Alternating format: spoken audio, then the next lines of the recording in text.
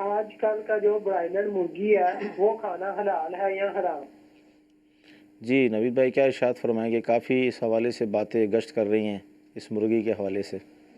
جی ہاں، تو سب سے پہلا معاملہ تو ہے اس کے برائلر کی فیڈ کا، کہ بعض لوگ یہ سمجھتے ہیں کہ فیڈ کی وجہ سے شاید یہ برائلر مرغی حرام ہو جاتی ہے. تو واقعتاً فیڈ میں تو ایک پرابلم ہے کہ ابتدائی طور پر جو برائلر کو فیڈ دی جاتی ہے تو وہ جانوروں کے خون سے تیار کی جاتی ہے، کہ یہ جو تبیلے ہوتے ہیں جہاں پر جانور وغیرہ ذبح کیے جاتے ہیں وہاں سے پہلے خون جمع کیا جاتا ہے اور پروسیس کرنے کے بعد اس سے فیڈ بنائی جاتی ہے جو مرغیوں کو دی جاتی ہے. اب ایسی صورت میں مرغیاں جو فیڈ کھاتی ہیں یہ گندگی کھانے والی مرغیاں کہلائیں گی. ان مرغیوں کو کہا جاتا ہے جلالہ، کہ یہ مرغیاں جلالہ ہیں، گندگی کھانے والی ہیں. تو گندگی کھانے والی مرغی کے بارے میں حکم یہ ہے کہ اسے 3 دن تک بند رکھا جائے، اسے پاکیزہ خوراک وغیرہ کھلائی جائے اور اس کے بعد پھر اسے ذبح کر کے کھایا جائے.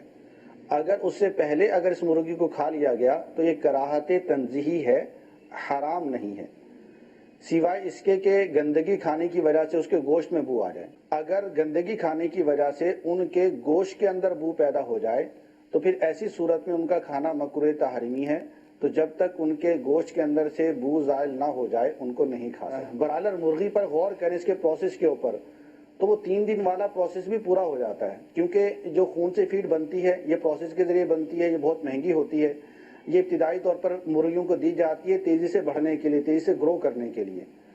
تو یہ تیزی کے ساتھ بڑھتی ہیں. جب ایک مخصوص سائز ان کا ہو جاتا ہے، جتنا سائز ان کا چاہیے ہوتا ہے، اس کے بعد وہ فیڈ ان کو نہیں دی جاتی کیونکہ وہ بہت زیادہ کاسٹلی ہوتی ہے. اس کے بعد پھر ان کو جو دی جاتی فیڈ وہ گندم ہوتی ہے، پیسی ہوئی کوٹی ہوئی گندم جس کو دلیا کہا جاتا ہے، دلیا ہوتا ہے، چاول کا چورا ہوتا ہے. اس طرح کی چیزیں بطور فیڈ دی جاتی ہیں اور مارکیٹ میں سیل کے لیے تیار ہو جاتی ہیں. تو مطلب یہ ہے کہ مارکیٹ میں جب سیل کے لیے تیار ہوتی ہیں تو اس وقت ان کو دلیا یا چاول کا چورا وغیرہ دیا جا رہا ہوتا ہے، وہ خون والی مہنگی فیڈ نہیں دی جا رہی ہوتی. اب چند دن تو یہ اس کے بعد یہ خود اپنے فارم کے اندر رکی رہتی ہے. اس کے بعد پھر یہ مارکیٹ پہنچتی ہے، مارکیٹ پہنچنے کے بعد یہ کسائی کے پاس رہتی ہے 1 دن 2 دن، اس کے بعد پھر یہ ذبح ہوتی ہے. تو عمومی طور پر اس کو 3 دن سے زیادہ دن گزر جاتے ہیں، اور وہ دن اس کو جو گزرتے ہیں وہ دلیا کھاتے ہوئے یا چاول کا چورا کھاتے ہوئے گزرتے ہیں.